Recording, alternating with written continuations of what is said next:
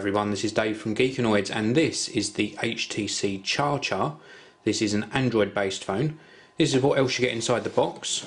Just give you a very quick look at this. You do get a micro USB cable to standard USB connection, and then if I just take this out, I've been charging this using another method, but you do get a wall charger in here, and it's HTC's little tiny compact charger, something they do very well.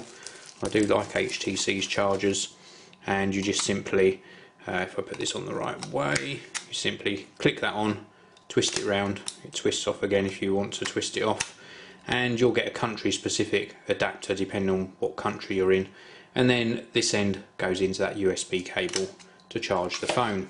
So let's get that box out of the way and give you a closer look at the handset itself. Now, as I mentioned, this is an Android based phone. It's running Android version 2.3.3. It's got a 2.6 inch screen here. Let me give you a look at the screen. And it is a touch sensitive screen.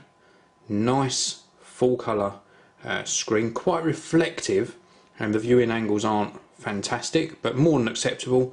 Performs very well in sunlight as well. It's got a resolution of 480 by 320. That's one of the biggest downfalls of the phone, actually, is the low resolution screen. We had this in the likes of the Wildfire, and it's just not fantastic. You can scroll left to right, right to left to go through your various pages of widgets and icons, and then you've got four sort of touch sensitive buttons down the bottom here. We've got one, if we're on another screen, we can tap to go all the way back to the home screen. We've got another button here to gain access to your apps, notifications, personalisation, wallpaper, ringtones and settings. We've got a back button which takes us back one step, and then a search button which takes us into search. We will then go back to our home button, and if we, I should have shown you this, if we tap home whilst we're on the home screen, it gives us access to all of the various screens, so we can actually tap on one and go straight to it. Now, something that the HTC Charger actually has, which is different from other handsets, is a physical Qwerty Keypad. They're quite small keys, you can just about get away with thumb typing on them. They're slightly raised as well, so they have got some curvature to them, and then we've got the direct access Facebook button here, which is something that people who are really into Facebook will appreciate. Myself, not fussed about it at all. Just down here we've got the microphone, and sorry, something I forgot to mention, just below the screen here is the call, start and end buttons, and then round on this side, completely clear, you can see the slight curvature to the phone, this little chin that HTC do on some of their handsets. Round on the top we have got another little pickup here. We have also got the sleep wake button, 3.5mm audio jack. Round on this side, the volume rocker, micro USB socket there, and then round on the back we have got a 5 megapixel autofocus camera with an LED flash here, and also a little tiny speaker as well. Underneath this cover, this is where all of the insides reside regarding the battery and SIM card, etc. The battery is a 1250 milliamp hour battery, gives it a day and a half of use easily. It's only powering a smaller screen on this device, so it doesn't have to power a massive touchscreen. Also inside here you've got an 800 MHz CPU, and that is pretty good. It does make the phone feel quite snappy, and remember, 800 MHz might not sound like a lot, but it is only moving a small amount of pixels, so it does perform pretty well. There's also plenty of sensors. You've got a G sensor, proximity sensor, light sensor and compass and GPS, and with regards to connectivity we've got Wi-Fi 802.11b GNN and Bluetooth 3, so it is a fully featured handset.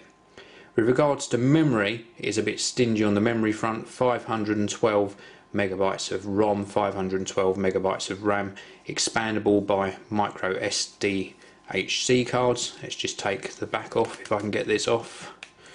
I always fail at these. Let's try again. There we go. This is where everything resides. I can take the battery out. Let's do that, why not? You can always start it up again, and in here is where you're going to put your SIM card and your micro SD card. So nice and easy to do. Now I'll pop this back cover back on. A little bit tricky to get on, but there we go. That is now in place. And let's start the handset up again. Just while we're talking, you'll get an idea of the startup time. How have I been finding it? Well, the screen is very small. That's one of the downsides, and I suppose a lot of people nowadays are used to these large touchscreen devices, and this is just very fiddly to use the touchscreen. I think that when a mobile phone has a screen this size and a touchpad, they shouldn't even bother with touch on the top section here. They should just say, right, it's keypad entry, some sort of little trackball, which is what they used to do before touchscreens became so popular. Putting a touchscreen on this size screen just doesn't work for me, unfortunately, but it is a nice looking handset. There you go, it's started up. That gives you an idea on the startup time. It is a nice looking handset, it's well made. We've got a combination of sort of metals and plastics, and it does feel nice in the hand. Call quality is very good, and after all that's what these phones are about. And the fact you've got access to Android apps, although not all of them format correctly to this size screen, is a bonus. I've used TweetDeck on here and it works okay. Let me just see if I can find my TweetDeck. Let's go into all of the applications and we can scroll up and down, and there is my TweetDeck, and it's okay. It's not fantastic. Let me just launch it. There we go. So as you see, the screen rotates round and we can use TweetDeck in this orientation. A little bit of a slow startup time for some reason on this one, so it is lagging on starting that, and that just shows maybe some of the failings of that processor. But there we go. So TweetDeck started up in that orientation and then it switched back round, so you can see what I mean about it not really formatting correctly to this size screen. But you can scroll through all of your tweets and easily update what you're doing and hit that home button to go straight back out to the home screen. As I was saying, call quality is very good, feel of the handset's very good, price is very good as well. £210 in the UK for an unlocked SIM-free version, $380 in the US, which is not as good a deal. Nice little handset if you really want direct access to Facebook.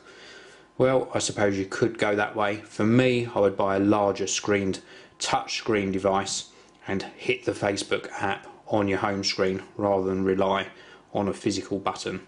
So it's not for everyone, but if you're looking for a lower end, cheaper price bracket handset, then the HTC Charger could well be worth a look. Well, thanks very much for watching. Please do come back soon and check out more videos on the Geekanoids channel.